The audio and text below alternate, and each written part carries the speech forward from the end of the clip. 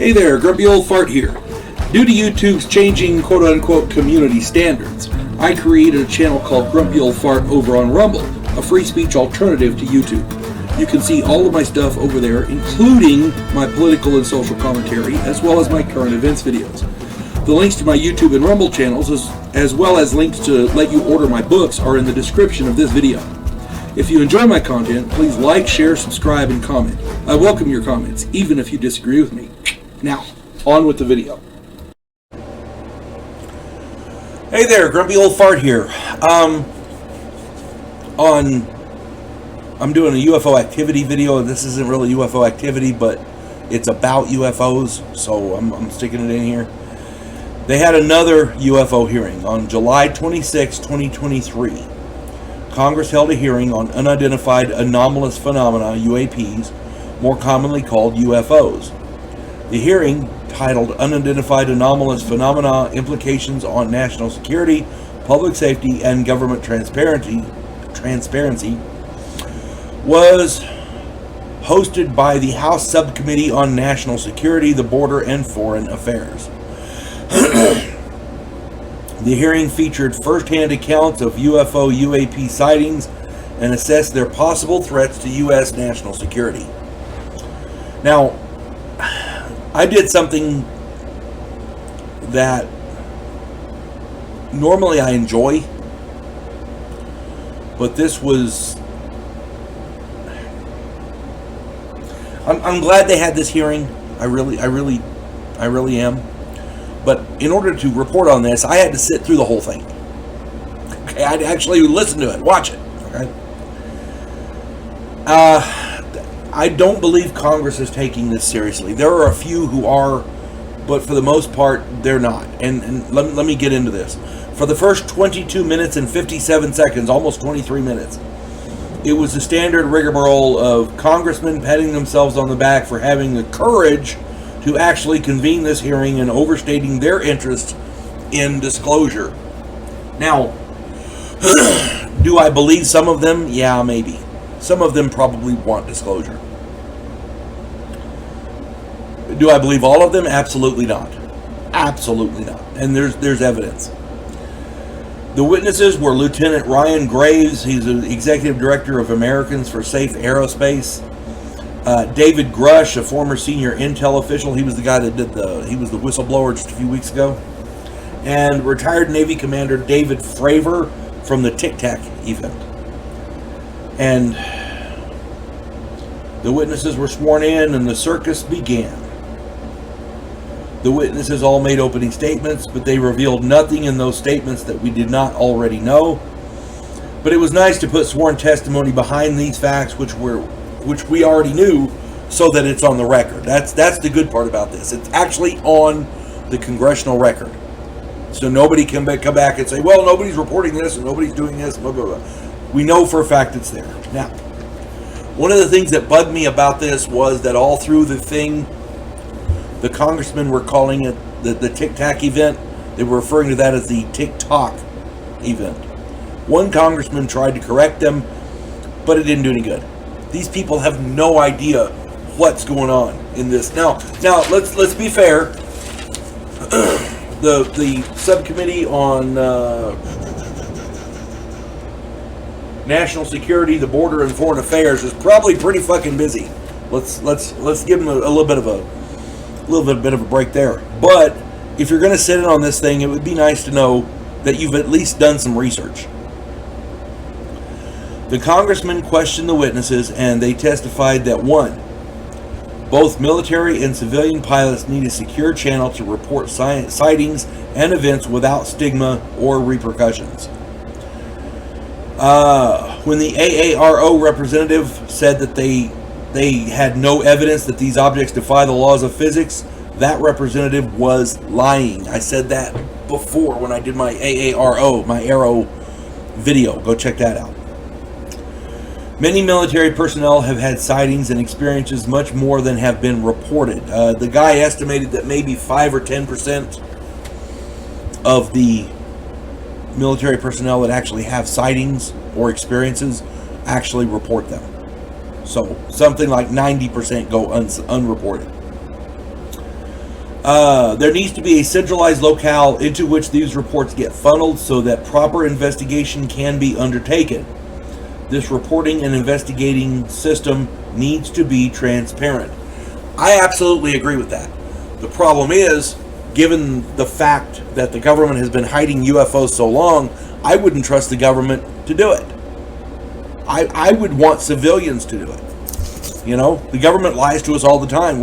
If all the reports and everything get funneled into one place and it's a government place, you may as well be a dead letter office, bottomless pit. You know, these UFOs operate with maneuvers and capabilities far outside of anything we have on this planet, and that's from military experts. And we already knew that, but there you go. At least it's on the record. Whistleblowers, and then, by the way, that blows Bozo from the AARO out of the water. Whistleblowers and reporting individuals have been retaliated against professionally, personally, and in some cases, physically. So, keep that in mind. Members and witnesses of this hearing were denied use of a secured SCIF, so the use of classified information in this public hearing was very, very limited. The fact that they requested a secured SCIF and they were not granted it tells me that they're not taking this seriously. If they were, then yeah, you know what I'm saying? They would have granted them the SCIF. Many of these Congress members are as ignorant as can be, especially given that they sat in on this hearing and didn't know anything about the subject matter. I mentioned that earlier. The U.S. government has in its possession downed UFOs and UAPs, as well as non-human biological crew from these craft. That was... They asked for specifics, but the guy couldn't give them because they didn't have a secure SCIF. The AARO representative was briefed on these objects and the threat they pose to national security, but that representative failed to follow up. AARO is obviously more concerned with continuing the cover-up rather than being transparent. I said that in my video. Corporations are putting their reputations and interests ahead of those of the American people. We already knew that. Funding for black budget operations is provided through misappropriation of government funds. So, I watched a video the other day, my wife and I did, and this guy is, he's upset that NASA may be lying to us because they have videos that are supposedly shot from the International Space Station, and it's obviously green screen stuff.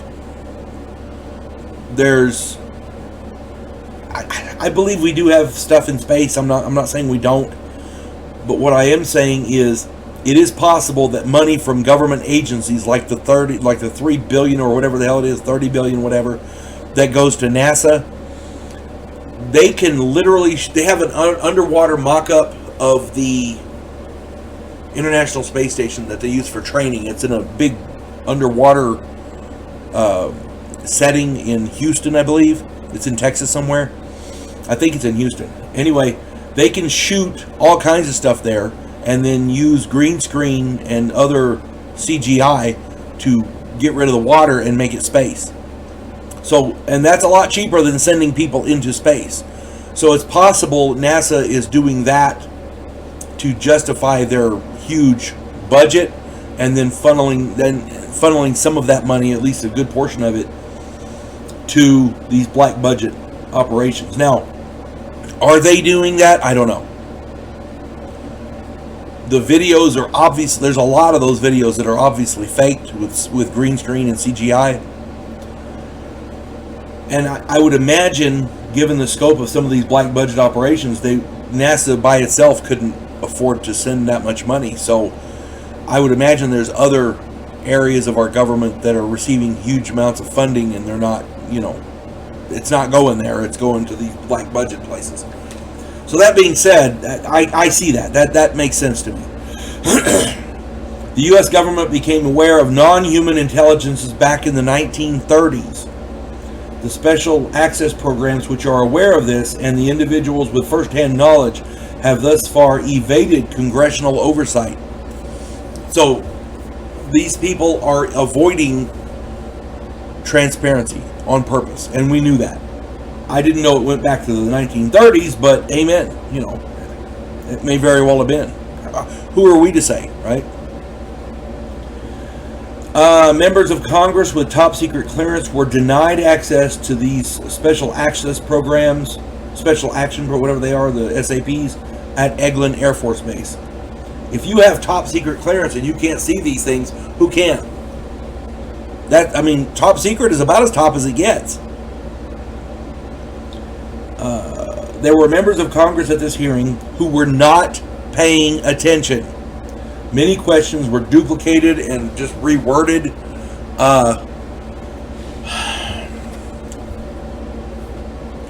The part that bugged me, you've heard me talk about Alexandria Ocasio-Cortez and how stupid she is, and I maintain that she is.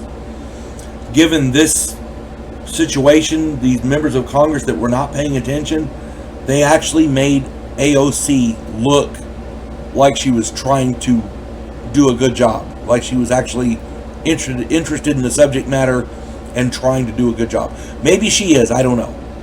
But when other congressmen make her look good, you know they're doing something wrong. That's all I got to say.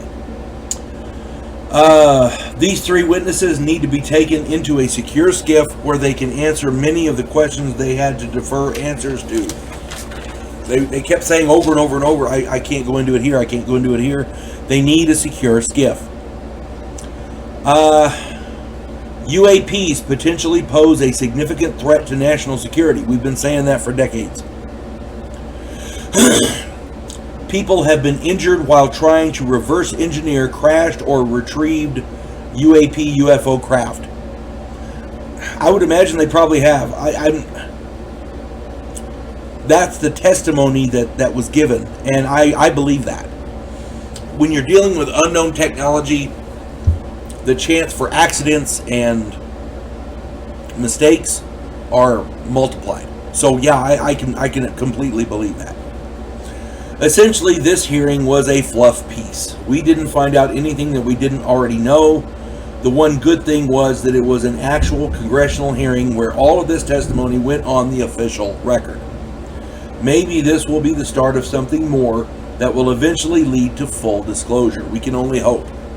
If not, then it was almost a complete waste of time and taxpayer money.